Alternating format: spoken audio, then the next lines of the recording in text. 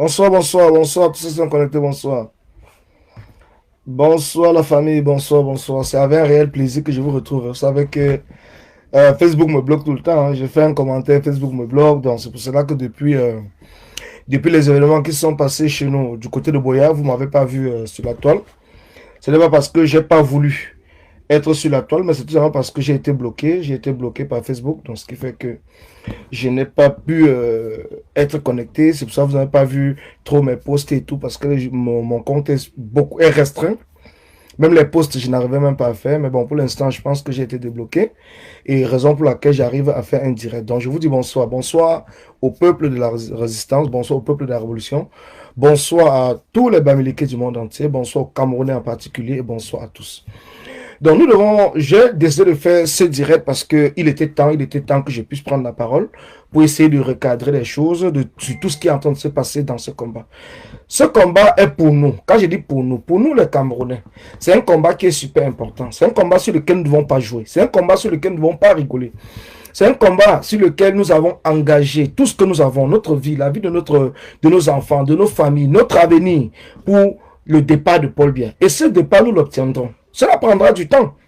Ce qui est sûr, parce que déraciner une dictature de 40 ans, ce n'est pas aussi chose facile. Mais ça ne va pas pour autant dire que nous devons nous décourager. Bonsoir, bonsoir, Kouama, bonsoir, Magara, bonsoir à tous ceux qui sont connectés, bonsoir, Olivier Tchanan, bonsoir, tous ceux qui sont connectés, bonsoir.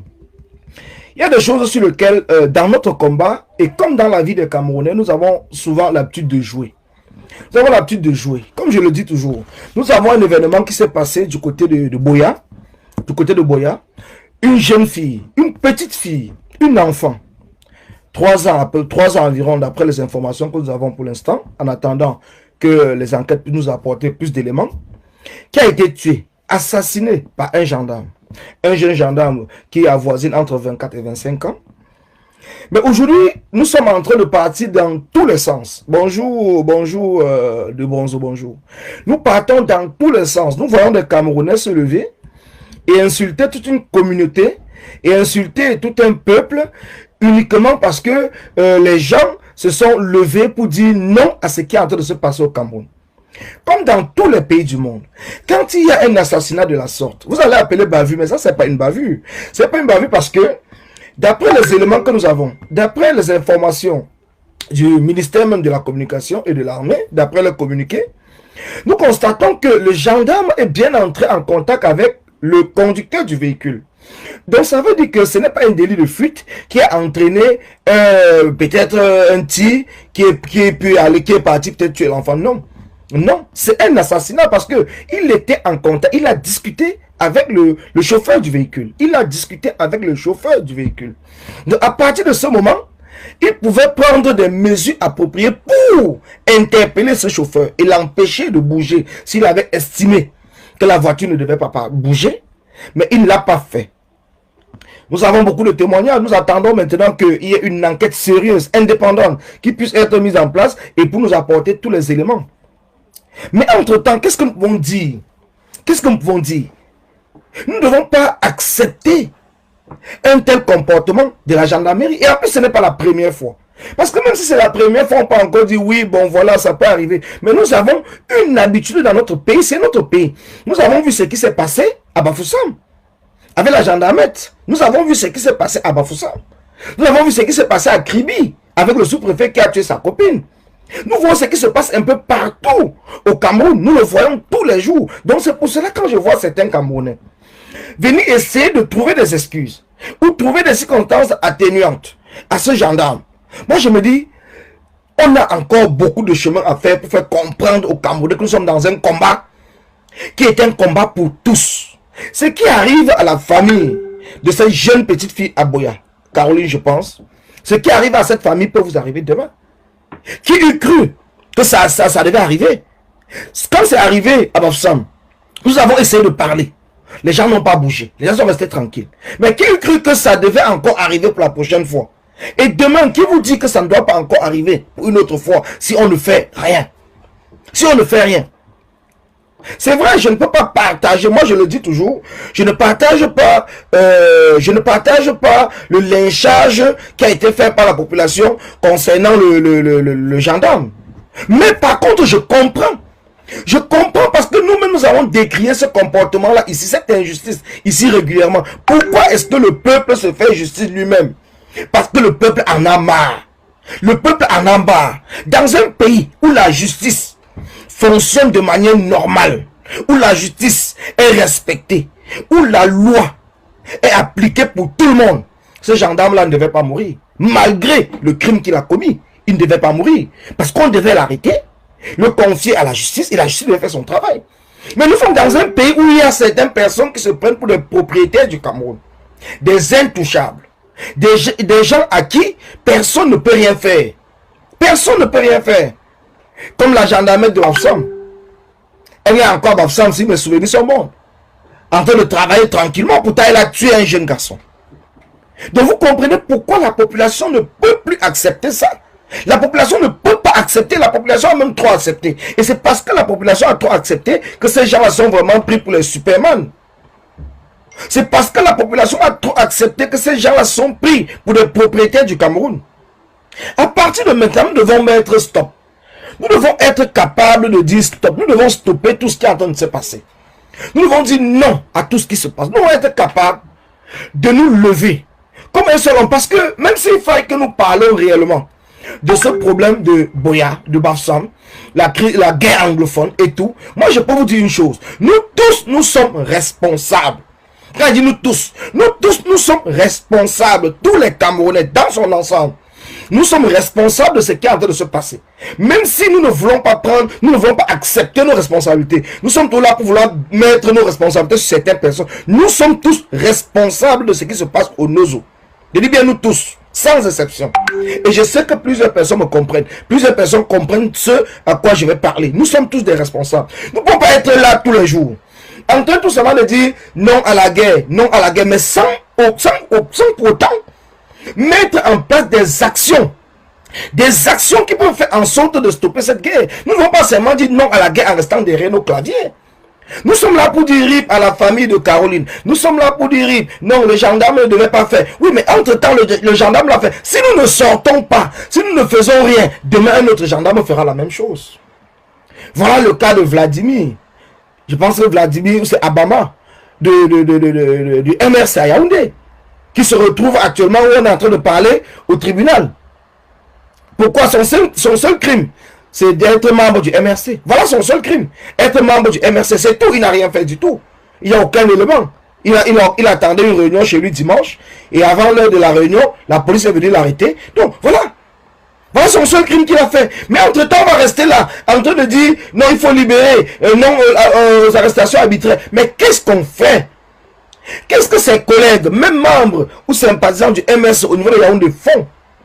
Est-ce qu'ils sont rendus massivement devant le tribunal pour apporter leur soutien, pour faire comprendre à ce tribunal-là que non, vous ne pouvez pas venir comme ça, comme la Gestapo, tous les jours arrêter les gens de manière arbitraire, venir kidnapper les gens chez eux et qu'on se met seulement derrière nos claviers pour parler? Nous devons être capables de nous organiser. C'est pour cela que moi je vous parle d'une organisation. L'organisation n'est pas seulement politique. Parce que nous sommes d'abord Camerounais. Nous sommes Camerounais. Ceux qui sont membres des partis politiques, ils sont membres des partis politiques. Moi, je n'en disconviens pas, je ne dis pas parce que ça ne m'intéresse pas. Mais nous-mêmes, en tant que Camerounais, nous qui nous sommes levés de manière indépendante, nous qui nous sommes levés de manière personnelle pour nous engager dans ce combat, mais nous sommes arrivés à un certain moment que nous sommes en train de nous distraire. Nous sommes en train de nous distraire. Nous sommes en train de nous distraire. Et si nous ne nous ressaisissons pas, c'est le régime en place qui gagne. C'est le régime en place qui gagne parce que eux, le temps est bien. Ils gagnent avec le temps parce qu'avec le temps, ils vont arriver à décourager certaines personnes. Avec le temps, il y a des gens qui vont dire oh, ça ne sert même plus à rien et tout. Et c'est le régime qui va gagner parce que c'est le régime qui a les fonds de l'État. C'est le régime qui a les fonds du Cameroun. C'est le régime qui a tout. Donc c'est pour ça, moi je vous dis, soit il va falloir s'organiser et sortir derrière les claviers. Mener vraiment des actions qui montrent que nous sommes là pour un changement véritable. Sans rien demander au parti politique, mais le faire en tant que Camerounais. Parce que nous sommes Camerounais. Ce combat, c'est notre combat. Nous sommes Camerounais. Je dis bien, nous sommes Camerounais. Nous sommes Camerounais. Il y a Ernest qui dit organiser pour quoi faire? Organiser pour mener des actions dans le combat. Organiser pour faire les descentes sur le terrain, aller revendiquer comme aujourd'hui devant le tribunal. Organiser pour faire des marches indépendantes des partis politiques. Nous sommes la société civile, donc nous sommes des Camerounais lambda, organisés pour faire des marches, demander la fin de la guerre au nord-ouest du Cameroun, dans tout le Cameroun. Nous pouvons le faire. Organiser pour sensibiliser les Camerounais, pour parler d'une seule voix. Organiser pour être là et aller sur le terrain, au fin fond des villages, informer les populations de ce qui est en train de se passer dans notre pays. Parce que l'information, c'est seulement au niveau de Douala et Yaoundé, et peut-être la diaspora. Mais il y a beaucoup de Camerounais de 137 qui ne sont même pas au courant parce qu'ils sont manipulés. Ils sont manipulés. Ils sont manipulés. Mais vous voyez, entre-temps, ces ponctuels du régime, les gens du RDPC, ils vont organiser des réunions. Vous voyez qu'eux, ils travaillent. Mais ils travaillent avec l'argent qui avait l'argent du contribuable camerounais. Ils vont organiser les réunions dans le sud, où ils invitent les élites du sud, ils vont leur donner des feuilles de route, et les élites du sud vont aller dans leur village, donc dans leur fond des villages, informer les villageois, informer les chefs de village, informer la population, donner un peu de riz, du pain et de la sardine, corrompre l'esprit des gens, pour leur faire comprendre que le RDPC, ils sont propriétaires du Cameroun. Mais vous ne comprenez pas quoi? Vous ne comprenez pas quoi? Quand on vous demande qu'il faut que nous, on s'organise, vous ne comprenez pas quoi? Les gens sont en face, ils ne se cachent pas. Ils ne se cachent pas. Ils ont publié les rencontres. Malgré tout ce que les gens sont sortis parler et tout, ça a empêché qu'ils ne se voient pas. Ça a empêché qu'ils ne se voient pas. Parce qu'ils ne se voient pas. Ils se sont bien vus, ils se sont rencontrés, ils ont fait les réunions. Ils ont leurs comptes rendus, ils ont leurs feuilles de route. Et les feuilles de route, ça va se partager comme ça dans les villages et tout. Et ils vont mettre en place tous les plans qu'ils sont en train de penser mettre en place. Et tout ça, c'est quoi? C'est la conservation du pouvoir. Et nous, entre-temps, nous, on fait quoi? On reste là, on observe. On passe seulement le temps à dire que non, c'est le tribalisme. C'est le tribalisme. On demande, par exemple, à d'autres communautés. Parce que moi, je le dis. Je suis porte-parole du mouvement des Bamileke, mais je le dis aussi, en tant que Camerounais, en tant que combattant, toutes les communautés ont le droit de se réunir. Toutes les communautés ont le droit de s'organiser. Toutes les communautés, ce n'est pas le tribalisme. Il faut que cela soit clair. Ce n'est pas le tribalisme. Toutes les communautés ont le droit de se réunir, de se parler. Et l'avantage de certaines communautés, c'est parce qu'ils sont arrivés à vous faire croire, aux Bamileke. Ils sont arrivés à faire croire aux Bamileke que quand le Bamileke veut se réunir, on va parler directement de tribalisme. Et ça va faire que le Bamileke a peur. La peur qu'on le traite de tribaliste. Mais pourtant, ceux qui sont en face n'ont pas peur qu'on les traite de tribalistes. Ils n'ont pas peur, ils n'en ont rien à foutre. Au contraire, ils ne s'intéressent même pas. Ils font ce qu'ils ont à faire. Parce qu'ils veulent rester au pouvoir. Ils veulent conserver le pouvoir. Mais entre-temps, les autres communautés, on ne parle pas. Le RDPC a réussi quelque chose de formidable. Je le dis toujours. Tout le temps quand je le dis, parfois je le souris parce que le RDPC a réussi quelque chose de formidable. De faire en sorte qu'on ne traite jamais le RDPC des partis du village. Le RDPC a réussi au moins cela. Donc ça veut dire qu'ils sont partis prendre Jean Kuete, qui est Bamileke.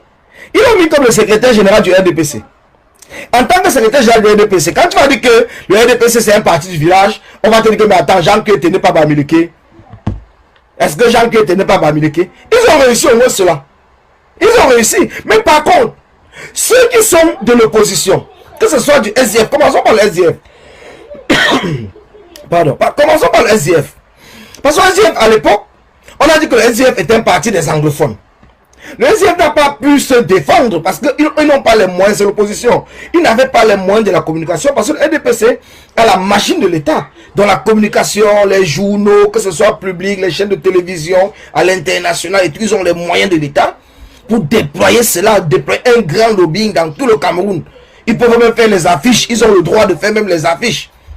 Et tout, de faire des flyers, de distribuer partout, d'aller dans les villages, de donner les pains sardines. Ils ont ce droit-là, d'organiser les manifestations. Ils ont réussi à faire comprendre aux Camerounais que le SDF, c'est un parti anglophone. Après le SDF, nous avons le MRC. Le MRC, qui a à peu près la même façon de fonctionner que qui a dit la même façon donc dans l'organigramme. L'organigramme est mixte, comme le RDPC. Donc ça veut dire qu'il n'y a pas qu'une seule ethnie qui fait partie du bureau, ils appellent ça quoi, le directoire du MRC. Il n'y a pas qu'une seule ethnie. Mais jusque-là, ils arrivent toujours à vous faire comprendre que le MRC est un parti Bamileke. Ça veut dire que les gars là sont forts. Ils arrivent à vous faire comprendre cela. Tu vois, parce que le président du MRC, le professeur Maurice Kamto, le président élu, qui avant d'être le président élu, est d'abord le président du MRC, est Bamileke. Donc, quand je vous dis que le problème de ce régime, c'est le problème Bamileke. Le problème de ce régime, c'est le problème Bamileke. C'est pour cela que Certaines personnes ne veulent pas comprendre. Moi, je vous le dis toujours. Heureusement que dans la vie, quand vous travaillez sur quelque chose, quand vous avez compris quelque chose, vous n'avez pas besoin d'avoir 1 million de personnes pour vous accompagner. Même si vous êtes 5, 10, 15, 20, 3, 4, 5, vous pouvez mettre en place cela. Et les autres vont, ceux qui vont suivre, vont suivre. Ceux qui vont s'agripper, vont s'agripper. Aujourd'hui, les gens pensent que pour que les Bamileke puissent s'entendre, il va falloir que les Bamileke soient 1 million pour pouvoir parler d'une même voix. Non, c'est faux. C'est faux. J'ai dit c'est faux. C'est très faux. Le problème du Cameroun, comme je vous l'ai dit, c'est un problème Bamileke. Quand vous le voulez ou pas, quand vous l'acceptez ou pas, moi c'est une information que je vous donne. Ce n'est pas une discussion. Quand vous l'acceptez ou pas, le problème du Cameroun, c'est un problème Bamileke. Et dans les jours qui viennent, dans les semaines ou les mois qui viennent, vous verrez que ça va de plus en plus. Parce que ce que vous avez vu, c'était une petite comédienne, vous appelez Sus Comédie. Je vais lui répondre. Ça ne sera même pas aujourd'hui, mais je vais lui répondre. Il faut qu'elle soit en sujet. Je vais lui répondre au nom du mouvement Les Bamileke, je vais lui répondre. Dans ce petit tribalisme-là, nous sommes en train de travailler là-dessus et nous allons apporter des éléments à chacun ou à chacune des personnes. Je vais lui répondre. Donc, vous voyez par exemple ce qui se passe entre tous ces tribalistes que vous voyez aujourd'hui se déplacer sur la toile. Ce n'est que la face visible de l'iceberg. Dans les groupes ECAN, si je vous partage des messages que nous recevons par rapport à ceux qui sont avec eux et qui n'acceptent pas ce qu'ils sont en train de faire, mais bien sûr qu'ils sont minorités, ne peuvent rien dire, mais qui nous transmettent des messages, qui nous transmettent des voices et tout, mais vous serez surpris. Vous serez surpris d'entendre certaines choses. Donc ceux qui viennent parler, comme cette petite fille, je l'appelle petite fille, parce qu'on dit qu'elle est née en 82, c'est 83, c'est 88, ça ce sont les enfants. Donc on voit des gens comme ça venir aujourd'hui, déployer les grands ailes pour parler d'une communauté. Pourtant, vous n'allez jamais voir quelqu'un comme moi me lever pour fustiger une communauté. Non. Non. Au contraire, j'encourage tout le monde, toutes les communautés du Cameroun. Parce que je sais que le Cameroun, c'est un ensemble de communautés, de villages qui se sont réunis pour former ce qu'on appelle aujourd'hui la République du Cameroun. Et que ces villages-là existaient déjà avant l'arrivée de la République, la création de la République. Que ce soit la République fédérale, la République unie, tout. Nous étions déjà là avant. Ce n'est pas comme si nous sommes venus trouver le Cameroun. Le Cameroun est venu nous trouver sur cette terre. Donc nous sommes sur la terre qu'on appelle aujourd'hui Cameroun, qui était le golfe de Guinée. Avant les divisions des Blancs, des colons. Nous étions déjà sur place. Donc les lois de la République sont venues nous trouver. Nous avions déjà nos propres lois traditionnelles de chaque village, de chaque communauté. Nous vivions déjà sur ce territoire. Avant l'arrivée des colons, nous vivions déjà sur ce territoire. Ce n'est pas comme ce sont les colons qui sont venus nous mettre là-bas. Nous vivions déjà sur ce territoire. Donc quand je vois une petite fille se lever et venir parler des choses, ça fait mal.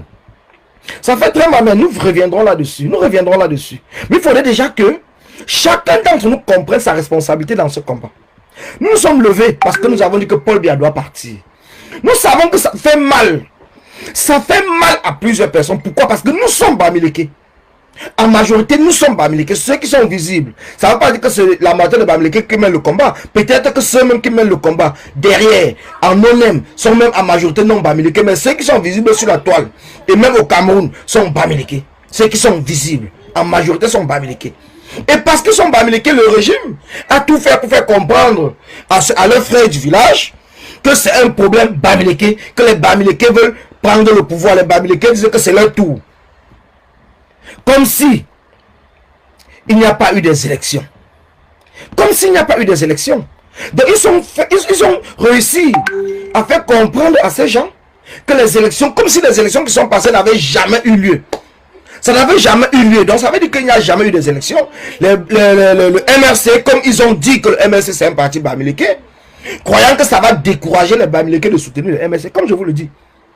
Si vous voulez soutenir qui que ce soit le MRC, que ce soit le président Kanto en tant que Bamileke, ne vous gênez pas, vous avez ce droit. Supportez comme... Je ne suis pas là pour qu'on se justifie, parce qu'il faut que ce soit clair. Moi, je vois certaines personnes m'appeler, me dire non, Collins, moi je soutiens le MRC, le président Kanto par rapport à son programme. Moi, j'en ai rien à cirer, moi, du programme. J'en ai rien à cirer. J'en ai rien à cirer, la démocratie. Tu soutiens ce que tu veux. Tu peux le soutenir parce qu'il est beau. Tu le soutiens parce qu'il parle bien. Tu le soutiens parce qu'il a un beau sourire. Tu le soutiens parce qu'il a une belle démarche. Tu le soutiens parce qu'il a une belle carrure. Tu le soutiens parce qu'il est intellectuel. Tu le soutiens par rapport à son programme. C'est toi qui choisis. Tu n'as pas besoin de te justifier.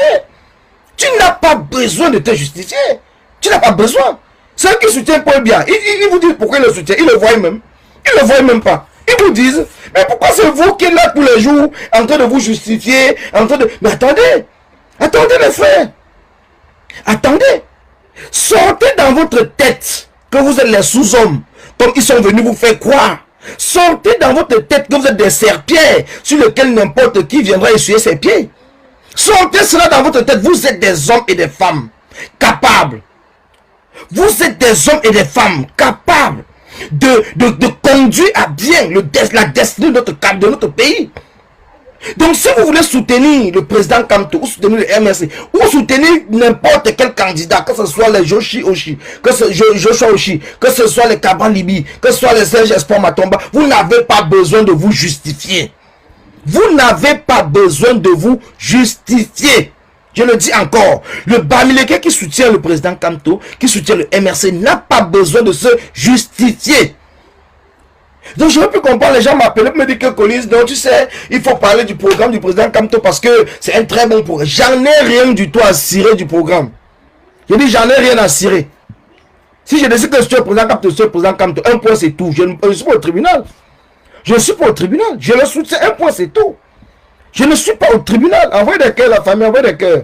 Et surtout les partages, envoyez des cœurs, partagez, envoyez des cœurs. Envoyez des cœurs, la famille, n'hésitez pas à envoyer des cœurs. Bonsoir à Georgette Mendon, bonsoir à tous ceux qui sont connectés, bonsoir. Bonsoir à vous. C'est vraiment, comme je le dis encore, bonsoir. Donc, ça avait un réel plaisir, hein. Ça avait un réel plaisir que je reviens régulièrement vers vous, comme ça, pour parler. Bonsoir, Chantou, Kenny, bonsoir. Donc, c'est avec un réel plaisir que je reviens vers vous pour m'exprimer, parce que il y a beaucoup de choses qui se passent dans notre combat et nous sommes là tout le temps en train de nous justifier. Pourtant, il faut qu'on avance. Nous allons avancer. Si nous passons toute notre vie à nous justifier, comme nos grands-parents l'ont fait, comme nos parents l'ont fait, comme nos arrière-grands-parents l'ont fait, nous allons passer tout le temps au 21e siècle. Le Bamileke, ça va dire que non, moi je ne suis pas tribaliste, oh c'est monté, oh c'est ceci. On va passer le temps que non, tu es tribaliste, il va passer que non, je ne suis pas tribaliste. Mais vous voyez qu'entre temps, les gars sont en train d'avancer de leur côté, mais nous on est là en train de rester derrière comme des fesses. Maintenant, on arrête de se justifier, les gars. On arrête de se justifier. On cogne là où ça fait mal.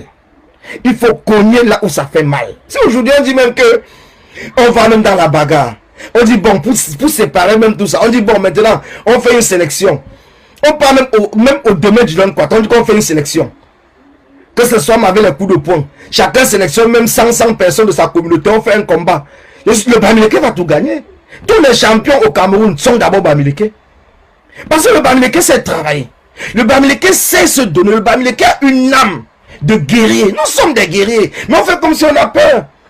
On fait comme si on a peur. Si on laisse le tribalisme qu'ils font de côté, là, on dit bon, maintenant, mais à l'équipe nationale, quel qu'en soit dans toutes les disciplines, dans toutes les sélections, on sélectionne vraiment en fonction de capacité. Que ce soit même dans les concours, d'entrer même dans les grandes écoles. On dit bon, maintenant, là, on choisit vraiment en fonction de la compétence de n'importe qui. Mais c'est le Bamileke qui sera devant.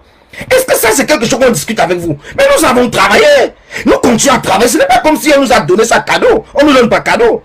Vous voyez les Bamileke qui sont en route, ceux qui ont même pris la route de l'aventure. On dit qu'ils ont pris la route de l'aventure, ça fait, ils avaient 10 ans, 11 ans, 15 ans, 16 ans, 18 ans, 20 ans. Mais vous pensez qu'ils vivaient de quoi? Vous pensez que c'est toutes les familles Bamileke qui ont les moyens? C'est pas toutes les familles. Il y a beaucoup d'enfants Bamileke qui souffrent. Mais ils se battent comme des lions, comme des diables. Ils ne sont pas là pour mendier.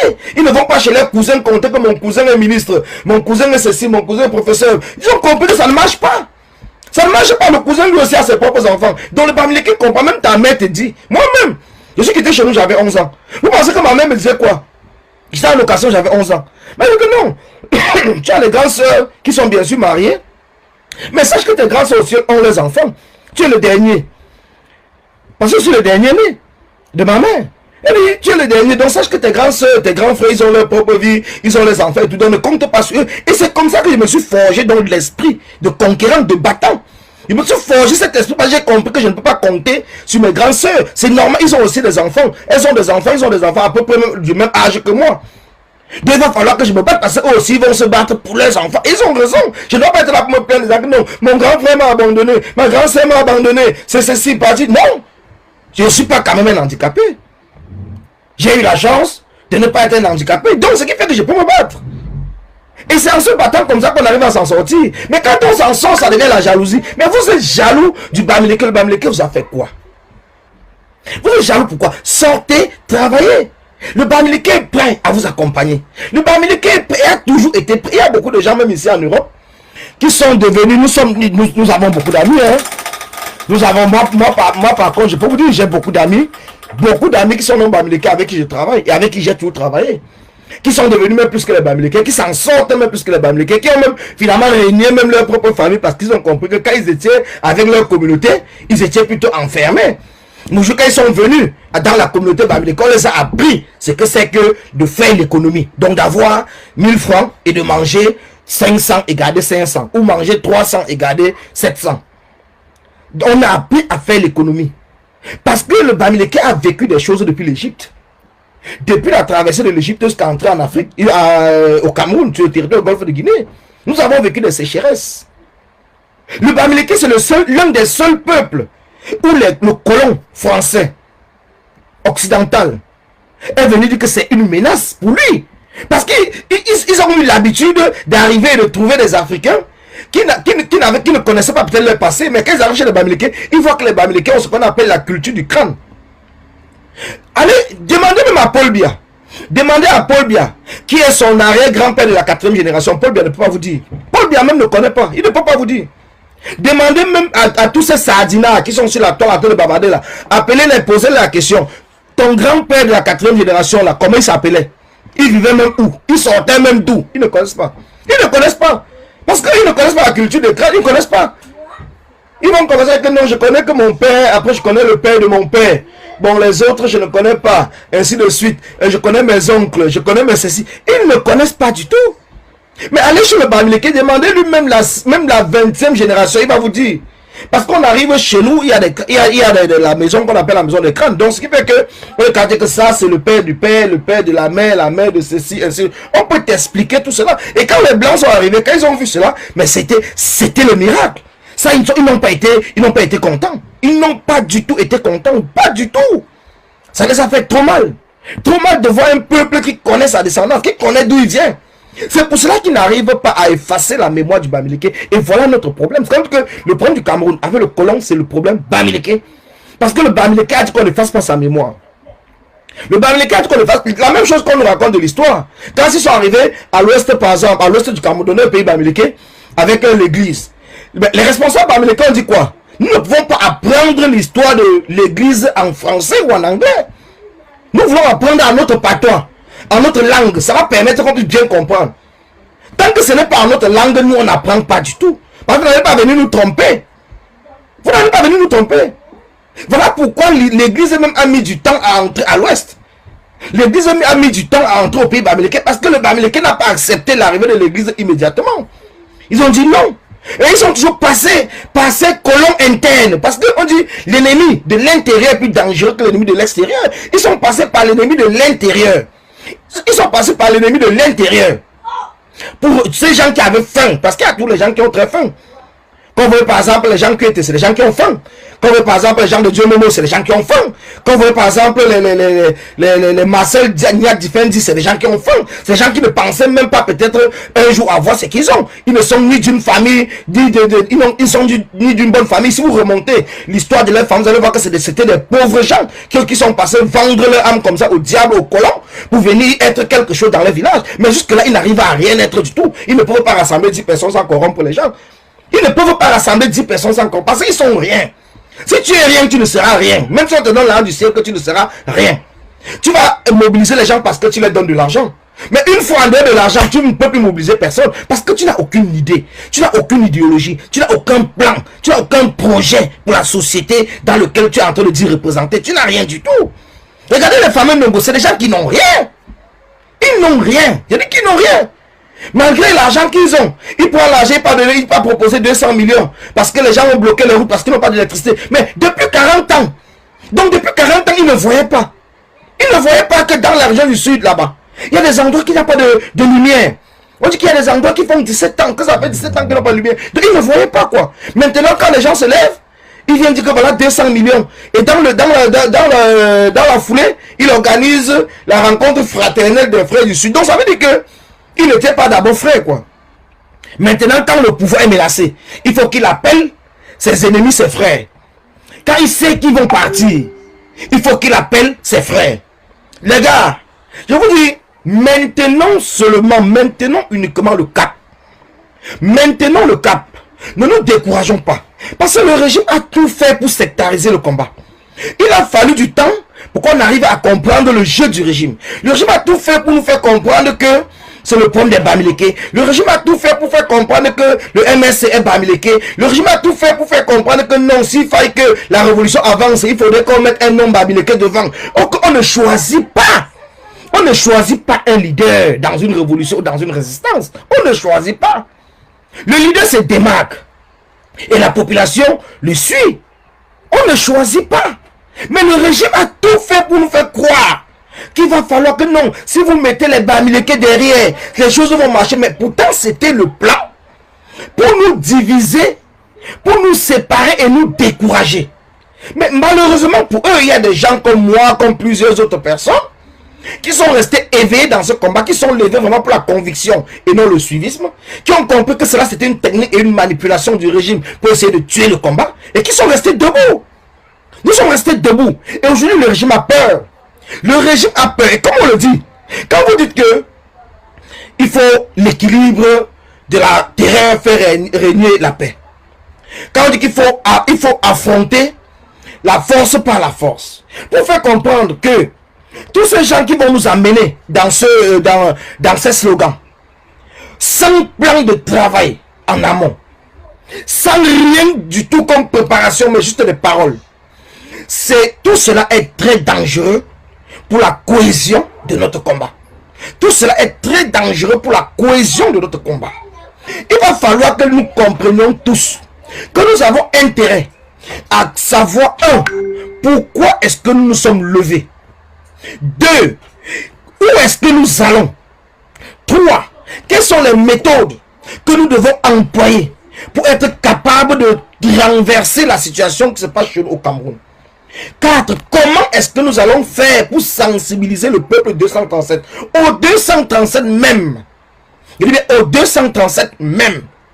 5, comment est-ce que nous allons faire pour continuer à réunir la diaspora, pour que cette diaspora combattante ne puisse pas se diviser. À partir du moment où nous allons mettre tous ces éléments, tous ces puzzles-là sur la table et nous allons faire une carte, nous allons réussir à faire un paquet d'ensemble. Nous verrons que les choses iront naturellement seules parce que nous avons beaucoup de combattants engagés, déterminés. Mais donc, les paroles des uns et des autres arrivent à décourager et ce n'est pas bien. Ce n'est pas bien. Voilà pourquoi je vous dis, nous ne pouvons pas nous arrêter uniquement parce que nous menons des actions. Non. Le combat, ce n'est pas uniquement des actions. Le combat, c'est un projet. C'est un projet. Si vous n'avez pas un projet dans ce combat, pour faire en sorte que les combattants soient réunis, s'il faille tout simplement que mon police se lève demain par mener une action et on va créer grand combattant, après ça va s'arrêter, on va encore attendre le jour qu'une autre personne, ou bien toujours le même police va encore le faire. Ce n'est pas ça. Mettons en place un projet. Comme on l'a dit, plusieurs personnes ont dit. Mettons en place même un calendrier des marches. Un calendrier des actions que nous allons mener. Mettons en place un calendrier. Nous sommes capables de le faire. Nous sommes capables de le faire. De mettre en place un calendrier, de savoir que bon voilà, au mois de novembre, nous aurons une action majeure, peut-être sur telle place. Parce que c'est ça la sensibilisation. Au mois de décembre, nous aurons telle chose. Au mois de janvier, peut-être même pays par pays ou ville par ville, ainsi de suite. Comme j'ai décidé de mettre en place, avec ceux avec qui je travaille, nous avons décidé le tour de France de sensibilisation pour les prisonniers politiques et pour l'arrêt de la guerre au Nozo. Nous avons décidé de le reporter au mois de janvier. Je pense que j'ai eu le temps ici de vous expliquer pourquoi nous avons reporté au mois de janvier. Parce qu'il y a eu d'autres événements qui sont venus en même temps. Quand nous avons programmé cela, il n'y avait pas tous ces autres éléments, mais tous ces autres événements, quand les événements sont venus un peu comme le concert de Valsero, était déjà connu. Il n'y a pas de souci là-dessus, qui était le 18 septembre. Mais après le concert de Valsero, il a été prévu après qu'il devait avoir une semaine à Bruxelles. Bon, la mobilisation de Bruxelles a été décalée, a été annulée et décalée. Donc, ce qui fait que nous, ça nous a beaucoup dérangé, ça nous a empêché parce que nous avions prévu de faire cette mobilisation à partir du 1er octobre. Et quel est l'objectif, quel est le but même de cette mobilisation? Comme vous le savez, la France entre dans une campagne électorale. Une campagne électorale de l'élection présidentielle. Et nous savons que c'est pendant la présidentielle, c'est pendant les campagnes électorales que nous pouvons toucher la population. C'est pendant la campagne. Nous avons tellement parlé même à Macron. Nous avons parlé aux députés, nous avons parlé aux sénateurs, mais ça ne change rien. Nous pouvons passer le temps à les parler, ça ne change absolument rien. Mais si nous arrivons à parler à la population, si nous arrivons à parler aux électeurs, aux électeurs, si nous arrivons à parler aux électeurs, vous verrez que les choses changeront parce qu'ils auront peur de perdre l'élection. Après l'élection présidentielle, au mois d'avril, il y a l'élection législative, au mois de mai-juin. Donc nous savons le calendrier électoral. Donc c'est pour cela que si nous nous engageons dans une campagne de sensibilisation du peuple, je dis bien sensibilisation du peuple français, ce n'est pas la sensibilisation des élus. On ne sensibilise pas les élus. Tous sont au courant dans la majorité de ce qui se passe en Afrique. Tous sont au courant des accords signés par le général de Gaulle avec ces dictateurs africains. Tous sont au courant. Mais c'est le peuple qui n'est pas au courant. Et c'est le peuple du 21e siècle aujourd'hui qui n'accepte pas. Et je suis sûr, ils n'accepteront pas de voir que ces dirigeants imposent les dictateurs en Afrique. Et pourtant ici en Europe, chez eux, ils sont dans une démocratie. Ils n'accepteront pas de voir qu'il y a encore des prisonniers politiques arbitrairement arrêtés au Cameroun. Pourtant Macron et les autres responsables politiques sont bien au courant. Ils n'accepteront même pas de comprendre que Paul, après près de 40 ans au pouvoir, que l'oligarchie française, les Bolloré et tout, qui passent leur temps à piller l'Afrique. Parce que beaucoup de personnes ici ne connaissent même pas les sociétés Bolloré, que Bolloré a les sociétés en Afrique, hein, ils ne connaissent même pas. Hein. Ils ne connaissent même pas que même les Marine Le Pen là, qu'ils ont les sociétés en Afrique, hein, ils ne connaissent même pas. Donc c'est à nous maintenant à aller vers la population, vers les populations et les informer. Et voilà pourquoi, voilà l'objectif de cette campagne que nous avons mis en place. Voilà l'objectif de cette campagne. Donc cette campagne, c'est une campagne de mobilisation et de sensibilisation. Mais comment est-ce que ça va se passer? Parce que voilà le problème du Camerounais. Aujourd'hui, beaucoup de personnes m'appellent depuis que nous ne parlons pas de ça. Parce que bon, il y a des gens qui n'étaient pas au courant que ça avait été reporté pour le 1er janvier, pour le mois de janvier. Il y a beaucoup de personnes qui n'étaient pas au courant, mais qui m'appellent maintenant parce que ils voient que nous sommes peut-être dans un autre projet. Merci à tous ceux qui envoient des cœurs. Merci beaucoup, merci. Merci John Kofi, merci à tous ceux qui envoient des cœurs. Je vous dis encore merci. Donc il y a beaucoup de personnes qui ne savaient pas. Merci à Maman Elisa qui s'est connectée. Bonsoir Maman Elisa de la Suisse, bonsoir. Donc voilà, il y a beaucoup de personnes qui ne comprennent pas. Nous sommes dans un combat où, quand moi je vous dis régulièrement, encourageons le combat des combattants et non d'encourager les combattants en eux-mêmes. Parce qu'en encourageant le combat des combattants, ça permet que vous encouragez tous les combattants qui font l'effort de mener des actions, qui font l'effort d'être sur le terrain, qui font l'effort de sensibiliser pour que notre combat avance. Mais par contre, en félicitant ou bien en apportant votre soutien uniquement aux combattants, en oubliant le combat qui met en place, ça décourage le combat. Il y a des gens maintenant qui m'appellent, pourtant quand j'ai parlé de Tour de France, de la sensibilisation, je n'ai jamais vu les appels, je n'ai jamais vu les messages, je n'ai jamais vu même les commentaires pour encourager dans cela. Pourtant, j'ai partagé plusieurs fois, même les flyers, j'ai partagé le programme et tout. Mais maintenant, quand je ne parle plus, je ne parle plus de ça, parce que ça a été reporté. Il y a des gens qui m'appellent que non, Collins, au lieu de parler de Bamileke, tu aurais dû continuer à parler de la sensibilisation et la... donc tu étais même au courant. Donc tu étais au courant qu'il y avait un projet comme ça en place. Tu étais au courant et même dans les groupes de travail, on a demandé ceux qui sont volontaires. Et jusqu'aujourd'hui, on demande ceux qui sont volontaires à voir travailler parce que nous avons besoin de plusieurs personnes pour travailler. Ce n'est pas quelque chose que c'est une seule personne qui va travailler, puisqu'il y aura des mobilisations un peu partout dans toutes les villes. Il y aura un calendrier qui sera diffusé sur la toile pour dire que bon, peut-être le lundi, c'est à Nantes le mardi, c'est à Marseille le mercredi, c'est à Lyon le jeudi, c'est à telle place et ainsi de suite. Nous voulons sensibiliser toutes les communes de France. C'est un grand projet, nous voulons sensibiliser. Et ce n'est pas les mêmes personnes qui vont se déplacer d'une ville à une autre. Si nous avons des gens dans les villes, il faudrait se signaler pour qu'une fois quand nous sommes dans ces villes-là, nous sachions que nous pouvons compter sur telle ou telle personne, c'est pour relayer l'information ou pour nous accompagner même sur le terrain. Voilà pourquoi je dis, sortez de ce suivisme moutonnier dans lequel nous sommes entrés pour entrer maintenant dans un combat effectif. Soit nous sommes combattants, soit nous ne sommes pas combattants. Moi, je le dis toujours. Je suis un combattant et je suis fier d'être un combattant. Je me suis engagé de manière personnelle. Comme plusieurs personnes ici, j'en suis sûr, se sont engagées de manière personnelle. Mais maintenant, assumons notre combat. Assumons notre combat, parce que nous ne pouvons pas continuer. Nous ne pouvons pas continuer comme cela. Nous ne pouvons pas continuer à attendre, je ne sais pas quoi, pourtant nous-mêmes nous pouvons accompagner des actions. Nous pouvons mener des actions. Nous ne pouvons pas continuer à attendre. Plus nous attendons, plus le régime nous décourage ou décourage certaines personnes. Puis les divisions s'installent parce que, on dit, la nature a horreur du vide. La nature a horreur du vide. Donc, puisqu'il n'y aura pas un projet, puisqu'il n'y aura pas un programme, plus les gens vont entrer dans le Japap, les gens vont entrer dans le sans caleçon, les gens vont commencer à parler de la vie des gens parce qu'il n'y a rien, les gens s'ennuient. Si on sait que maintenant, j'ai vu dans un groupe, et sur la toile aussi, Willy de Paris, partager un flyer parlant du 30, je pense c'est le 30, samedi 30 octobre. Le samedi 30 octobre, on se retrouve à la porte de Saint-Cloud à partir de 13h. Je n'ai même pas encore eu le téléphone, donc pour vous dire un peu comment moi je fonctionne, je n'ai même encore eu personne, mais quand je vois une action, que ce soit dans un groupe, que ce soit sur la toile, quand c'est une action qui parle du combat, moi je relais l'information. Je n'ai pas besoin d'être parmi le comité d'organisation, je n'ai pas besoin d'être reconnu pour X ou Y raison, ça ne m'intéresse pas. Pour moi, c'est que tout ce que nous menons et que nous menons ensemble puisse porter pour le combat dans lequel nous sommes engagés. Un point, c'est tout, terminé. Le reste, je ne gère pas.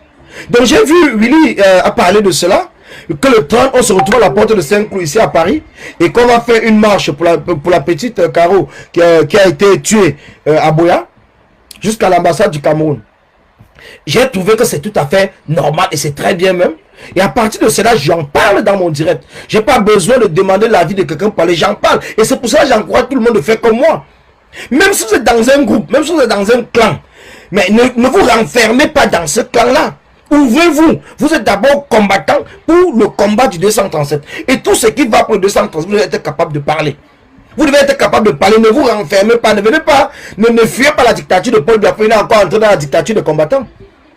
On est en train de se battre contre la dictature de Paul Biya. Je vois encore certains combattants qui sont encore dans la dictature de combattants. Donc ça veut dire que tu n'es même pas libre. Tu es libre où? Tu es libre nulle part. Tu as cru fuir Paul Biya. Mais en temps, tu as encore pris en otage par les combattants. Ta liberté alors où? Ta liberté est où? Donc c'est pour cela que nous devons nous battre. Nous devons refuser cela. Nous devons refuser cela. Chacun d'entre nous doit être libre de pouvoir choisir. Voilà où le combat avance et d'avancer avec le combat sans dire que bon, comme tel n'a pas parlé, alors moi aussi je ne parle pas. Ou comme celui que j'estime que c'est peut-être mon grand combattant ou ma grande combattante n'a pas parlé, alors moi-même je ne parle pas. Non, non. Arrêtons avec cette attitude-là, arrêtons. Arrêtons. Donc, je vous le dis alors, le samedi 30 octobre, à partir de 13h, retrouvons-nous tous ensemble pour une marche blanche de la petite Caro qui a été tuée par le gendarme Vogo au niveau de Boya. Retrouvons-nous à la porte de Saint-Cloud. Je reviendrai là-dessus régulièrement. Je sais que nous allons partager les faits. Nous allons organiser des plateaux de mobilisation pour que nous soyons le plus nombreux possible, comme nous l'avons fait pour les enfants de Garbou. Donc nous le ferons encore. Merci à lui de Paris qui a initié. Je pense que c'est lui qui a initié cela. Et même ce n'est pas lui. Donc merci à la diaspora combattante qui porte ce projet. Merci à nous tous parce que nous devons être présents pour montrer que nous n'allons pas abandonner et que nous n'abandonnons pas tous ces morts qui se passent au Cameroun.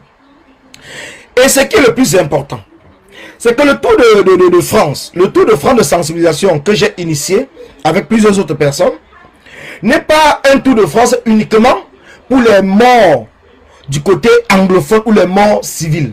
C'est un tour de France pour la guerre en général. Donc ça veut dire quoi? Même le militaire qui meurt, c'est un Camerounais qui meurt. C'est le Cameroun qui perd. Même le gendarme qui meurt, le policier qui meurt dans le cadre de cette guerre, c'est le Cameroun qui perd.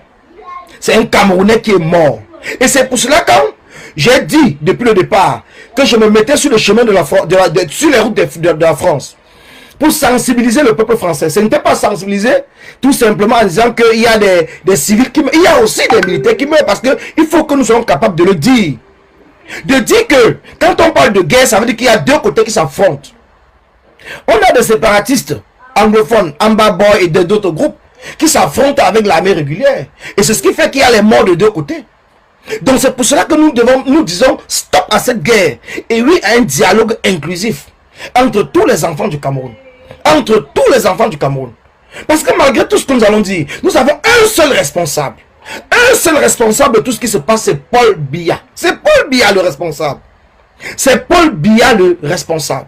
Si Paul Biya avait accepté la défaite à l'élection présidentielle le 7 octobre 2018, c'est que nous ne sommes pas là aujourd'hui en train de parler la même chose. Si Paul Biya avait fait, malgré le vote de l'élection, avait organisé un vrai dialogue inclusif avec tous les enfants du Cameroun, c'est que nous sommes aujourd'hui en train de mettre en place les décisions qui ont été prises pendant ce dialogue-là.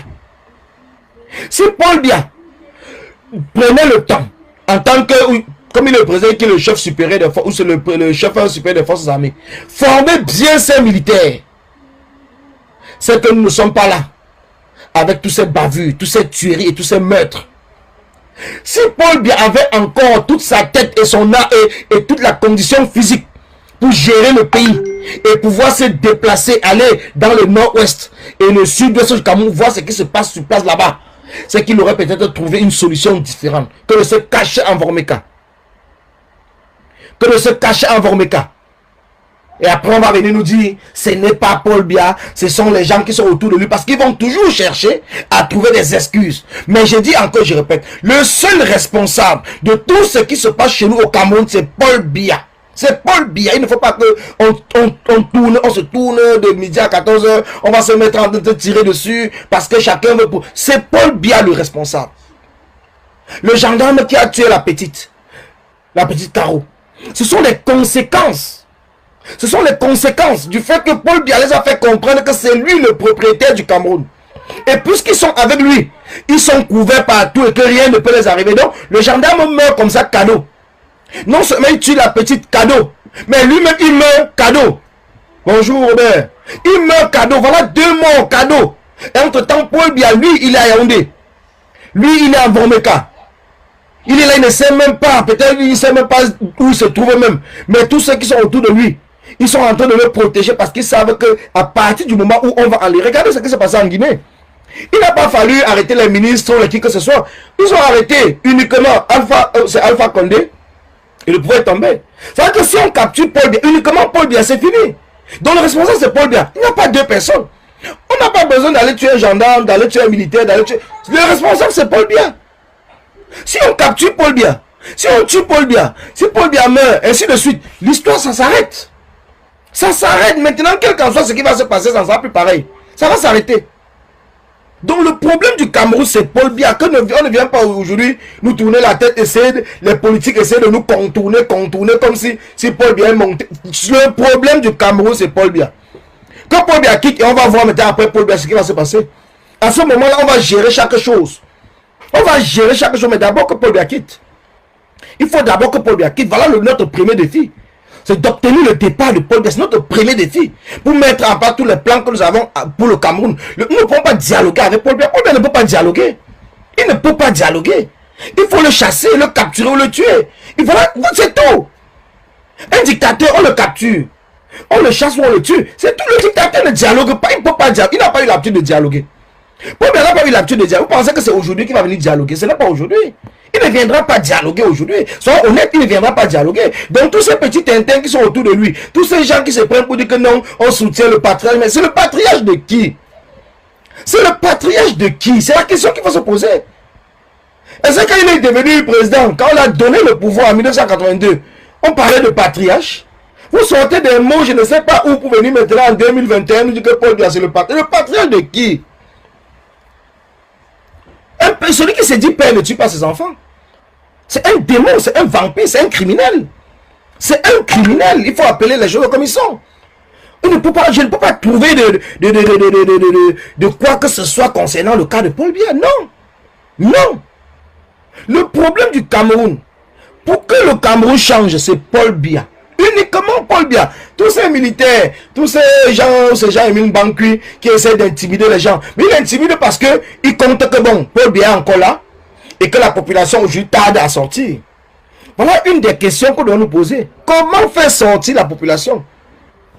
Comment faire sortir la population? Nous devons chercher à savoir pourquoi la population ne sort pas. Parce que avant de dire comment faire sortir la population, Quand dit sortir la population, ce n'est pas sortir la population pour aller revendiquer. Hein. Ce n'est pas sortir la population pour aller marcher en disant que il n'y a pas de lumière. Hein. Ce n'est pas sortir la population pour aller marcher pour le deuil. Parce qu'ils intimident même les gens. Pourtant, on n'est même pas encore là pour parler réellement de la révolution. Voilà pourquoi je vous dis que une révolution, c'est quelque chose qui se prépare.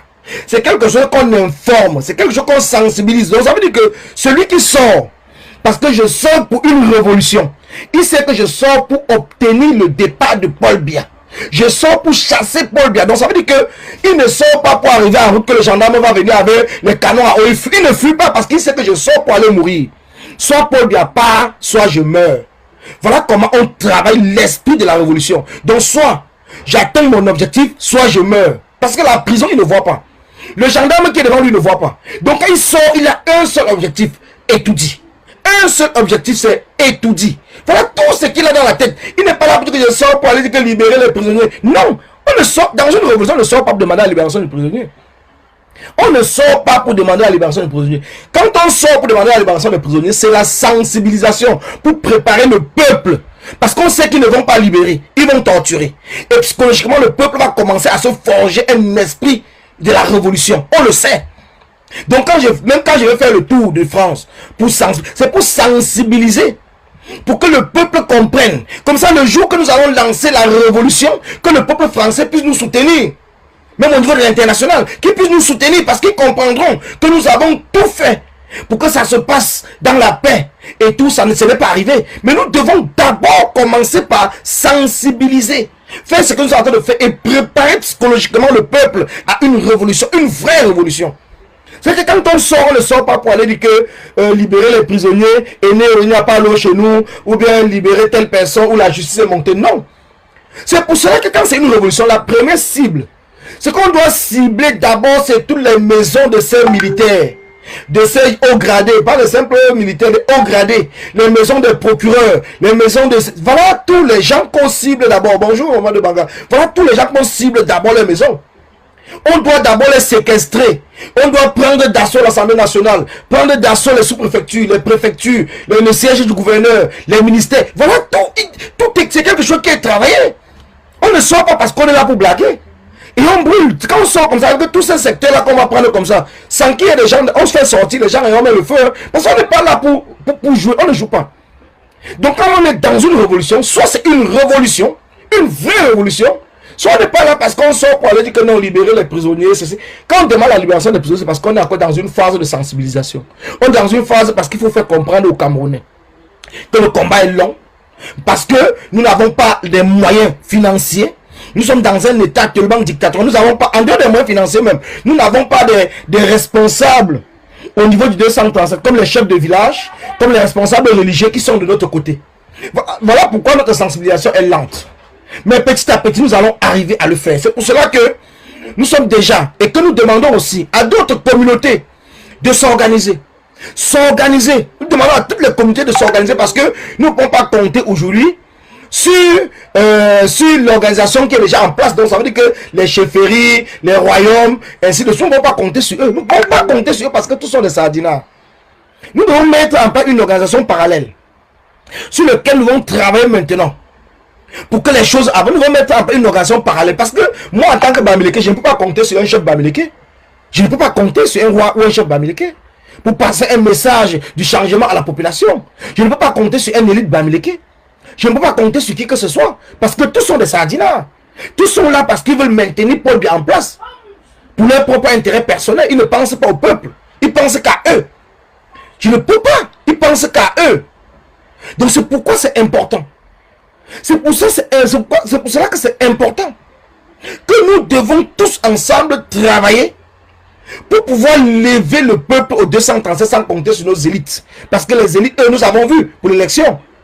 Dites-moi un seul pays où on interdit, où un chef de village interdit à un enfant de son propre village de venir faire campagne chez lui. Pourtant, normalement, chacun peut me dire que mon fief va d'abord être dans mon village avant d'être ailleurs. Que mon fief va d'abord être dans mon village. Mais vous voyez que le chef de village se permet, parce qu'il est sénateur du RDPC, il se permet d'interdire une marche pendant une campagne électorale. Et jusque là, on a fait semblant de ne pas voir. Parce qu'ils ont réussi à diviser tous les peuples du Cameroun. Que ce soit les Bassa sont divisés en petits. Que ce soit les Douala sont divisés. Que ce soit les Boulous sont divisés. Tous les Boulous ne sont pas du RDPC. Tous les Boulous ne bénéficient pas du pouvoir de Paul Biya. Que ce soit les États sont divisés. Les Bamileke, alors n'en parlons plus. Ils ont sectarisé les Bamileke, le feu sort. Ils ont sectarisé les Bamileke, le feu sort. Les Bamileke aujourd'hui vont crier, non, on ne touche pas à la culture, on touche pas au ndop. Mais entre-temps, à l'intérieur même des Bamileke sont divisés grave. À l'intérieur même, la division, c'est la magie. La division, c'est la magie. Tu vas voir le Baham qui ne s'entend pas avec le Bafsam. Tu vas voir le Bafsam qui ne s'entend pas avec le Banjoun. Tu vas voir le Banjoun qui ne s'entend pas avec le Baranté. Tu vas voir le Baranté qui ne s'entend pas avec le Bazou. Chacun va être là seulement pour parler de son propre village. L'organisation des Bamileke, tout le monde met en place, doit sortir de ces choses qu'on appelle village et entrer dans ce qu'on va appeler une communauté globale pour mettre en place une force dynamique qui va pouvoir parler, qui va pouvoir imposer et impulser le progrès, impulser le peuple Bamileke devant. Et c'est pour ça que nous encourageons toutes les autres communautés de faire comme nous, de faire la même chose et de faire même plus. S'ils ont besoin de conseils, de venir, parce que c'est quand nous aurons des communautés fortes au niveau 237 que nous serons capables de discuter entre nous. Dites-moi aujourd'hui, dites-moi, est-ce qu'il y a une organisation au Cameroun qu'on appelle organisation Bamileke? Il n'y en a pas, ça n'existe pas. Il n'y en a pas au Cameroun une organisation représentative de toutes les différentes chefferies Bamileke, il n'y en a pas. Il n'y en a pas, même de l'ouest, il n'y en a pas. Fameux on va commencer avec son truc du sud là. Mais même dans d'autres, est-ce qu'il y a pour le littoral? Est-ce qu'il y a pour le littoral? Est-ce qu'il y a une organisation qui représente tous les petits villages? Parce qu'il y a plusieurs villages. Mais vous allez voir par exemple, on va vous dire, il y a les réunions du Ndé. Le Ndé a à peu près 13 villages. Bonsoir Samy, vous allez voir, on va vous dire qu'il y a un représentant de la MIFI, du haut plateau, de ceci, de cela. Mais est-ce qu'il y a une représentation? Est-ce qu'il y a une représentation? Quel qu'en soit le peuple, est-ce qu'il y a une représentation? Parce que les différents peuples ont plusieurs villages à l'intérieur, au niveau de 237. Il n'y en a pas. Parce qu'ils ont tout fait pour nous diviser, pour nous sectariser, pour faire en sorte qu'on ne s'entende pas, pour prendre nos frères à côté. Ils sont des traîtres, donc les traîtres sont tous dans la maison. Et c'est pour ça que quand on dit qu'on va faire une organisation Bamileke, une organisation où ça sera la représentation de tous les villages Bamileke de l'Ouest Cameroun. Parce qu'on dit Bamileke, les Bamileke sont aussi au sud-ouest. Donc c'est pour ça que nous avons choisi que ce soit le mouvement des Bamileke. Ça leur fait mal parce qu'ils savent que si nous réussissons à mettre quelque chose de semblable en place, si nous réussissons à avoir le soutien financier qu'il faut, le soutien physique des personnes qui s'engagent pour que nous puissions vraiment mettre cela en place. Parce que comme je l'ai dit, le mouvement des Bamileke n'est pas là pour parler du problème social, uniquement du problème social. Nous avons plusieurs mouvements ici sur la toile et au Cameroun. Nous avons même comme les associations même des villages qui sont là pour la promotion de la culture. Nous avons aujourd'hui le Bami Power qui est là pour la promotion et qui est là pour encourager les Camerounais d'aller investir à l'ouest, sur lequel nous apportons tout notre soutien. Mais nous sommes là en tant qu'une branche politique, purement politique, donc qui va imposer l'orientation Bamileke au niveau des politiques. Parce qu'il faut que cela soit clair. Nous ne sommes plus là, nous n'avons pas peur. Nous ne sommes plus là pour chercher à nous justifier. Nous ne sommes plus là pour chercher à dire que non, il faut qu'on dise ceci, il faut qu'on caresse par le sens du poil, parce qu'on a peur, qu'on va dire que nous sommes... Non, on n'a pas besoin. Si nous réussissons à mettre ce mouvement les Bamileke en place, avec la structure qu'il faut, si nous réussissons à organiser le congrès qui est prévu au début du mois de juillet 2022, si nous réussissons à le faire tous ensemble, vous verrez quand même d'autres communautés vont faire la même chose et nous allons les encourager. Et à partir de ce moment, même au niveau de la diaspora, nous pouvons maintenant discuter entre communautés, entre représentants des communautés, pour voir ce qu'on peut mettre en place ensemble pour le 237. Voilà de quoi il est question. Voilà de quoi il est question. Il n'est pas question de parler ici de tribalisme, de parler ici de repli identitaire, comme certaines personnes veulent nous faire croire. Mais non, nous ne sommes pas là pour le repli identitaire. Nous sommes pas... Non. Nous sommes là pour une organisation. Une organisation comme ça se passe partout. Dans d'autres pays, regardez par exemple dans d'autres pays, comme au Mali. J'ai vu aujourd'hui, on dit que le gouvernement de transition du Mali a confié aux hauts responsables de l'islam. Parce que chez eux, ils s'appuient sur l'islam pour travailler avec la population. Mais chez nous, on s'appuie sur quoi? Rien du tout. L'islam chez nous, il ne représente pas le peuple. Ils sont tous des sardinards. Les chrétiens chez nous, c'est des sardinards. Les responsables traditionnels chez nous, c'est des sardinards. Partout, il n'y a aucune organisation au Cameroun qui parle du peuple, qui s'occupe du peuple. Il n'y a aucune organisation. Tous bénéficient. Nos chefs du village ont vendu les âmes au diable pour 300 000 francs de salaire que Paul Biya a décidé de les verser.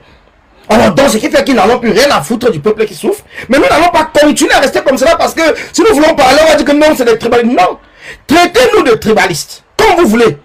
Mais à partir du moment où nous savons au fond de nous que nous nous battons pour une organisation d'un état de droit au Cameroun, nous nous battons pour que les différents peuples du Cameroun puissent sortir de ces croyances des chefs de village là qui ne respectent rien, et que c'est nous maintenant qui allons imposer aux chefs de village sa ligne de conduite, comme le peuple l'a choisi. Parce qu'il n'est pas chef du village parce qu'il était très fort, mais c'est le peuple qui l'a choisi, c'est le peuple qui a accepté qu'il soit le chef, le guide et tout. Mais est-ce qu'aujourd'hui, ces différents chefs de village sont encore le guide du peuple comme dans le temps? Comme dans le temps avec nos grands-parents? Est-ce qu'ils sont encore le guide du peuple? Ou ils sont le guide du régime de Paul Biya, du régime criminel de Paul Biya pour mater, tuer le peuple? Quand vous voyez par exemple que ce soit ces responsables de village qui osent livrer la population au régime criminel, sachant que c'est pour aller les tuer, c'est pour aller les mater, c'est pour aller les mettre en prison, c'est pour aller casser l'esprit de conquérants, de combattants. Et vous pensez que nous allons accepter, continuer à travailler avec ces responsables chefs de village? Nous allons continuer à travailler avec ces notables? Non. Nous devons mettre en place un gouvernement parallèle, comme on le dit. Un système, donc une équipe, une organisation parallèle qui va travailler maintenant pour le compte du peuple camerounais, qui va imposer au niveau de la diaspora et qui sera capable d'aller discuter avec les différentes chancelleries, parler au nom.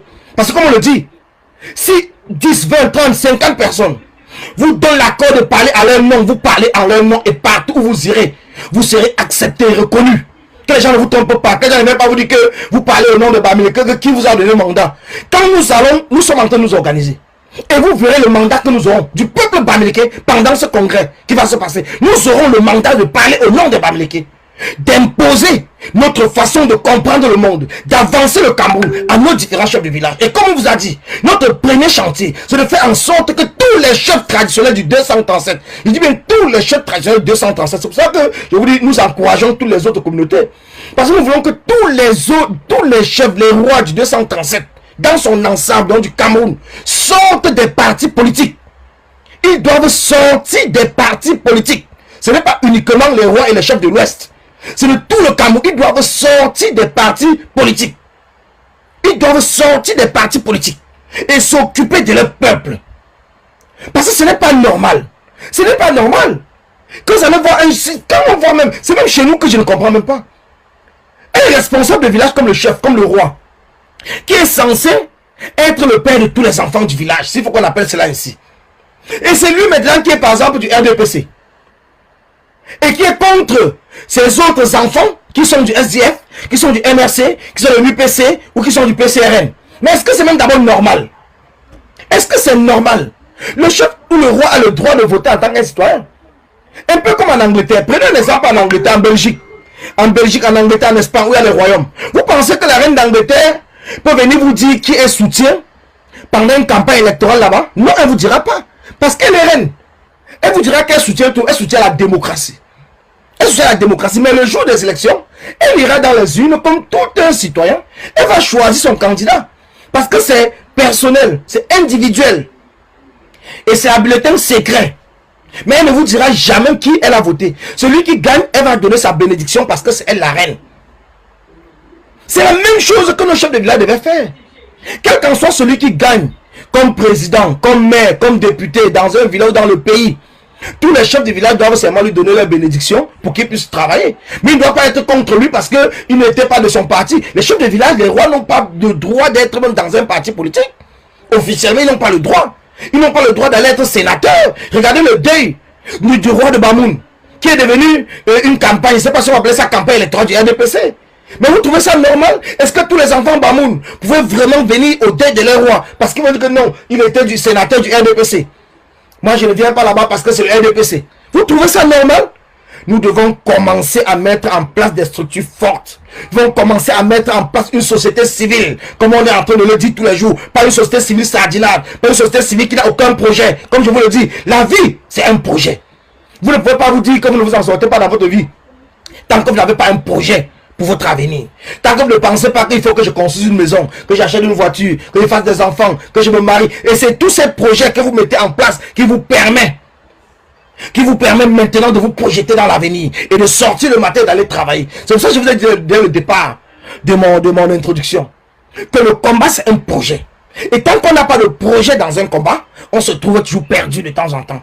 Les gens vont dire attendons 2025 parce qu'ils n'ont aucun projet, ils ne savent pas quoi faire, ils ne savent pas comment est-ce qu'on peut avancer, ils ne voient pas l'issue, ils ne voient rien de cas. C'est mieux qu'on attende 2025. Mais non, nous n'allons pas attendre 2025. Le chantier est énorme. Nous avons un chantier énorme. Nous n'allons pas attendre 2025. Non. Comme on vous l'a dit, nous travaillons sur plusieurs projets. Le projet le plus récent, c'est dans 2 semaines, je pense, pour la manifestation, la mobilisation qui va se passer au niveau de la porte de Saint-Cloud. Concernant le meurtre de la petite Caroline. Ça va quitter le Saint-Cloud pour l'ambassade du Cameroun. C'est un samedi, donc les gens ne diront pas qu'ils n'ont pas le temps, ils seront là. C'est pour cela que je pense qu'ils ont dû mettre le samedi, parce que la dernière fois, on a eu 2 fois, on a mis le vendredi, et il y avait peut-être moins de personnes, mais maintenant c'est samedi. Donc tous les communicateurs qui sont sur la toile, tous ceux qui veulent faire les posts sur la toile, tous ceux qui veulent parler, même dans les IB, même chez leurs voisins, partout, n'hésitez pas, parce que c'est aussi ça qui est aussi une forme de communication.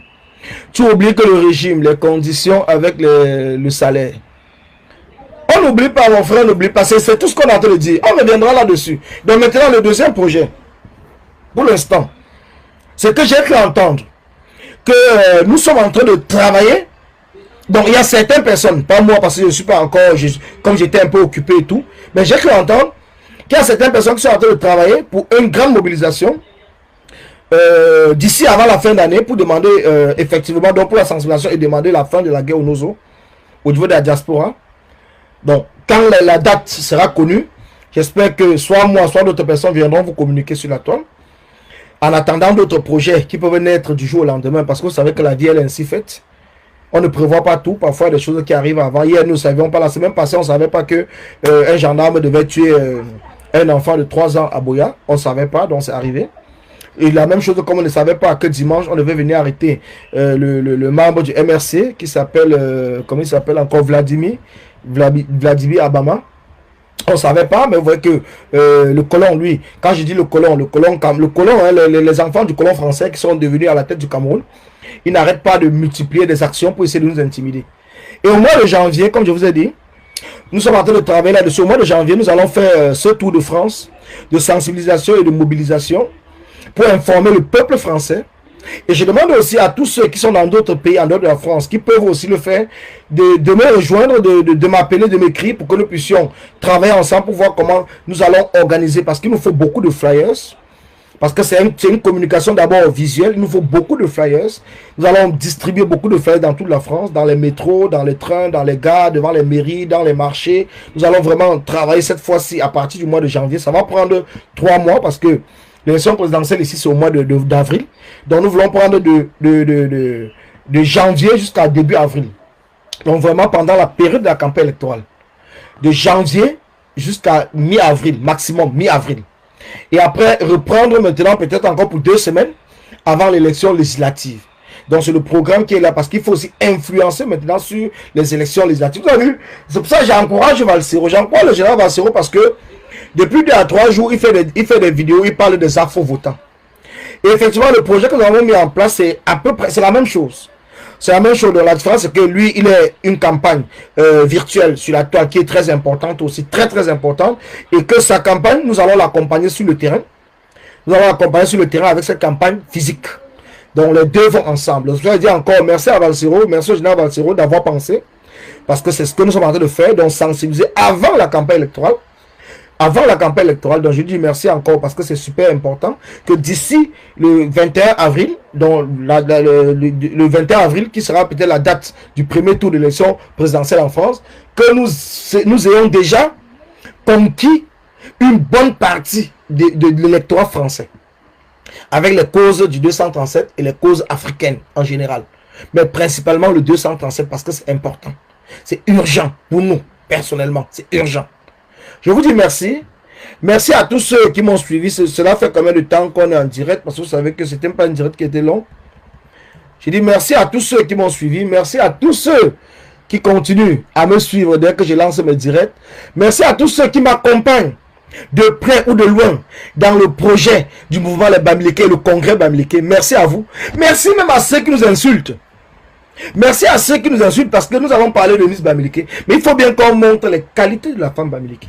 Nous sortirons d'ici le mois de janvier, une fois que nous aurons établi tous les critères pour les candidatures.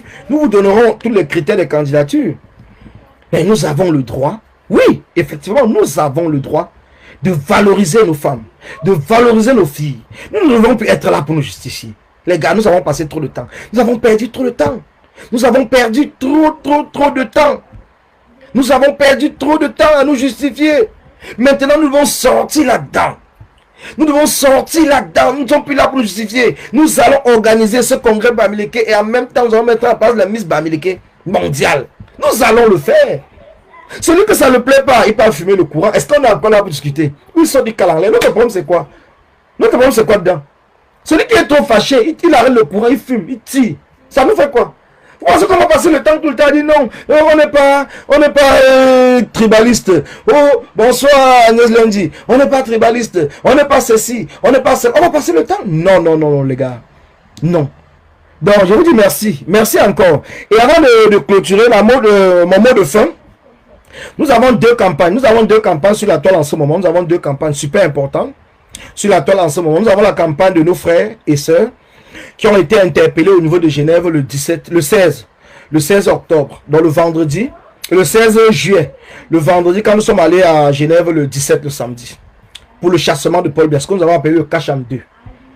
Donc, nous avons 11, je pense, 11 de nos frères et sœurs qui ont été interpellés là-bas au niveau de Genève. Et ces 11 personnes ont été condamnées au niveau de la justice de Genevoise, par la justice genevoise, à des peines de sanctions, de ceci et cela. Mais, le problème qui se passe, c'est qu'avec les avocats qui travaillent ce dossier, ils ont convenu qu'il faut attaquer réellement le régime de Paul Biya lui-même en personne, parce que l'action s'est faite à l'hôtel Intercontinental. Et l'action s'est faite parce que nous sommes allés là-bas attaquer, chasser Paul Biya. Nous sommes allés là-bas chasser Paul Biya. Donc c'est à partir de ce moment, donc c'est Paul Biya qui est le nœud du tribunal. C'est Paul Biya, même s'ils sont en train de couvrir et tout, mais nous savons que c'est de Paul Biya qu'il s'agit. Et voilà pourquoi il y a des montants, parce que les montants ne sont pas des amendes, c'est des frais judiciaires. D'après ce que j'ai compris, la justice suisse n'est pas peut-être comme la justice en France. C'est-à-dire que quand vous faites un recours, il y a un certain montant qu'il faut payer. Et c'est ces frais-là, pour ces 11 personnes, que nous sommes en train de demander au peuple de la résistance, au peuple de la révolution, au peuple du changement, de contribuer. Parce que nous ne pouvons pas louper une seule occasion. On vous a dit, le lobbying se passe partout, la sensibilisation se passe partout, la mobilisation se passe partout. Donc partout où on parlera du régime de Paul Biya, où on parlera des combattants, il faudrait que nous soyons là. Partout où on parle du Cameroun, pour le changement, il faudrait que nous soyons là. Il ne faudrait pas qu'on dise que, comme c'est les autres, oh, moi je m'en fous. Non. Donc, ce procès qui est en train de se préparer à Genève, nous avons besoin de vous. Nous avons besoin de vous comme nous avons eu besoin. C'est vrai qu'il y a d'autres procès qui sont passés que on a suivi peut-être à des minutes, comme le procès qui s'est passé hier de l'ambassadeur Didimeni au niveau de l'Allemagne. Mais puisque ce n'est pas fini, c'est des choses sur lesquelles nous sommes en train de travailler de manière à divulguer cela bien avant, à informer le peuple bien avant pour que le peuple puisse se mobiliser. Que ce soit une mobilisation financière, que ce soit une mobilisation physique pour t'accompagner devant le tribunal, il ne faut pas hésiter. Donc ce qui va se passer à Genève, il y a cette campagne qui est mise en place où moi-même je serai en live avec certaines personnes demain mercredi, je pense entre 20h30 et 21h. Et le live de demain sera consacré vraiment pour la mobilisation des fonds pour ces combattants, pour payer les frais de justice à Genève. Et j'aimerais que vous compreniez une seule chose. Nous sommes dans l'obligation de nous engager. Ce n'est pas un problème d'une personne. Ce n'est pas un problème de deux personnes. C'est un problème du Cameroun. Il s'agit du Cameroun. Il ne s'agit pas de moi. Il ne s'agit pas de moi. Il s'agit du Cameroun. Moi-même, j'ai eu le problème. Regardez encore mon œil. Vous voyez bien que mon œil est encore rouge. Vous voyez bien. Depuis le 17, j'ai eu le problème à l'œil. Mais ce qu'aujourd'hui, ce n'est pas encore fini. Ne voyez pas peut-être parce que je force pour faire des directs, mais ce n'est pas fini. Mais je ne veux pas venir décourager les gens en disant que non, comme j'ai eu très mal, je veux perdre mon œil, ainsi de suite. Non, je me bats parce que c'est normal. Donc il ne s'agit pas de moi. Le combat, ce n'est pas moi. pardon, le combat c'est le Cameroun. Ce n'est pas moi, c'est le Cameroun. Et c'est pour cela que je vous appelle demain. Même à partir de maintenant, vous n'êtes pas obligé d'attendre demain parce que cette campagne est déjà lancée. Si vous allez sur le site internet de United for Cameroun, vous tapez sur www.unitedforcameroun.org. Vous entrez sur le site de United for Cameroun, vous allez partir sur nos campagnes. Sur nos campagnes, vous allez voir campagne de Genève. Et vous cliquez sur Genève, faites vos dons, même c'est 10 euros, 15 euros, 20 euros, ainsi de suite. Faites vos dons. Faites vos dons, ne comptez pas sur quelqu'un d'autre. Chacun se bat comme il peut. Il y a celui que son combat, c'est de dire, bon voilà, je vais aider ces gens, les moyens financiers à mener les actions. Faites-le. N'hésitez pas de le faire. Ne dites pas que parce que telle personne a dit, que telle a dit, que telle n'a pas dit, que non. Vous êtes combattant. Et si vous êtes combattant, c'est dans votre âme et conscience que vous savez pourquoi vous êtes entré dans ce combat. Ce n'est pas pour Collins. Ce n'est pas pour Collins Nana que vous êtes entré dans le combat. Vous êtes entré dans le combat pour vous et pour vous seul. Donc c'est pour ça que moi, je viens vers vous pour vous dire que nous avons nos frères et sœurs qui ont besoin de nous tous. Qui ont besoin de nous tous dans ce combat. Pour que nous puissions avancer, nous devons comprendre cela dorénavant, que nous devons plus travailler de manière dispersée, que chacun maintenant doit se focaliser sur ce qui est combat. Et doit comprendre avec son âme et conscience que non, ce qu'on est en train de me dire ici, c'est que ça va dans l'intérêt du combat ou ça ne va pas dans l'intérêt du combat. Donc c'est pour cela que je vous le dis encore. Il y a des choses qui se passent dans le combat, comme dit notre Erika Machep, qui a parfaitement raison. Parce qu'il faut reconnaître ses torts. Comme il le dit, même si on combat la personne extérieure qui vient nous attaquer. C'est de ça qu'il s'agit. Effectivement, on combat la personne extérieure, mais déjà entre nous-mêmes. L'unité du combat, c'est aussi l'unité derrière les actions. L'unité derrière les actions, c'est ça qui est aussi important. Et on a des actions sur lesquelles on trouve certaines personnes qui ne s'unissent pas. Or que c'est des actions qui vont pour le combat. Ça aussi, ce n'est pas bien.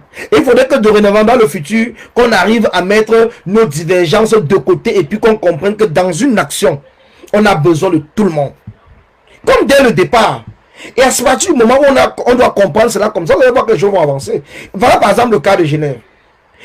On verra la mobilisation qui va se passer pour ce procès qui est en train de se préparer à Genève. Est-ce que les combattants vont réagir comme ils ont toujours réagi dans le passé? Est-ce qu'ils vont se mobiliser comme ils ont toujours mobilisé dans le passé? Parce qu'il y a quand même 11 personnes.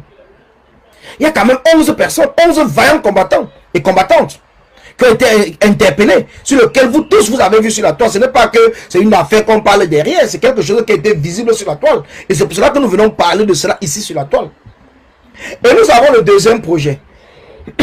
Le deuxième projet qui va se passer aussi cette semaine. C'est le projet de 200 femmes réfugiées, de 200 femmes anglophones réfugiées du côté du, je pense au côté du Nigeria. Cette campagne aussi a déjà commencé. Et même aujourd'hui, il y a un live il y avait un live hier avec Eva, il y a encore un autre là tout à l'heure. Pour ce projet de fabrication de miel, vous appelez ça quoi? De fabrication de miel et tout. Donc c'est très important, c'est ce que je vous dis. C'est important. Nous sommes nombreux qui voulons le changement. Nous sommes nombreux qui nous plaignons tous les jours que les conditions de ces femmes dans la forêt, que les conditions de ces déplacés au niveau du Nigeria, que ceci. Nous sommes nombreux. Mais arrêtons seulement de nous lamenter. Prouvons à ces femmes que nous sommes avec eux. Prouvons à ces femmes que nous n'acceptons pas ce qui est en train de se passer. Prouvons à cette femme que nous compatissons à la vie qu'ils vivent depuis 4 ans. Et pour cela, qu'est-ce que nous pouvons faire? En dehors des sensibilisations, en dehors des marches, en dehors des distributions des flyers, en dehors des actions coup de poing que nous menons tout le temps pour informer la communauté internationale, nous devons aussi les accompagner de manière financière dans un projet qui va permettre qu'elles-mêmes se sentent humaines et qu'elles ne se sentent pas mendiantes tout le temps. C'est pour cela que n'hésitez pas, tout à l'heure avec Eva, de vous connecter sur les différentes plateformes qui vont parler de cela et de sortir votre carte bleue de tontiner. 10 euros, 20 euros, 30 euros, cela ce n'est pas, comme je le dis encore, je le répète, vous ne le faites pas pour moi, vous ne le faites pas pour Eva, mais vous le faites pour accompagner ces femmes dont vous-même, vous n'acceptez pas les conditions dans lesquelles elles vivent. C'est pour cela, uniquement pour cela, que vous devez tontiner. Uniquement pour cela. Donc ne pensez pas à autre chose. Ton Dieu vous dit oui, je donne mes 10 euros. Comme ça, c'est ce que je peux pour l'instant. Si je peux, je vais donner plus. Si j'ai demain, je peux encore venir redonner. Mais pour l'instant, voilà peut-être mes 10 euros, mes 20 euros que je donne pour aider ces femmes-là, pour qu'elles sortent de la mendicité, en attendant que nous trouvions une solution pour l'arrêt et la fin de la guerre. Je vous dis merci. Je dis bonsoir à Drusil, Drusil, Dressing, Kemoué, bonsoir, bonsoir. Bonsoir à tous ceux qui sont connectés, à Yolande, Samira, bonsoir, et encore qui ici, bonsoir Erika, bonsoir Nadejelo, bonsoir à Africa, bonsoir à tous ceux qui sont connectés, je ne peux pas dire bonsoir à tout le monde, mais je vous dis bonsoir, bonsoir à Emmanuel Kamoa, bonsoir vraiment, bonsoir à Makena, Quad, bonsoir. Donc c'est pour cela que je vous dis encore merci à tous ceux qui m'ont suivi, merci à tous ceux qui m'accompagnent et qui accompagneront toutes les actions dont je vous ai parlé. Merci à tous ceux qui vont se connecter tout à l'heure, qui ont déjà préparé les cartes bleues parce qu'il y aura un direct tout à l'heure. Je serai en direct demain à 20h, je crois entre 20h30 et 21h. Nous serons en direct demain pour le cas de nos compatriotes, de nos frères combattants dans le procès de Genève. Je vous dis merci et bonne soirée à vous. Merci. À tout à l'heure parce que je serai aussi dans le direct. Et à tout à l'heure. Merci. Merci encore. Le combat continue. Ça, ne l'oublions pas. Le combat continue. Et c'est jusqu'à la gare. Et la gare, c'est la chute du régime de Paul Biya. Un seul mot, continuons.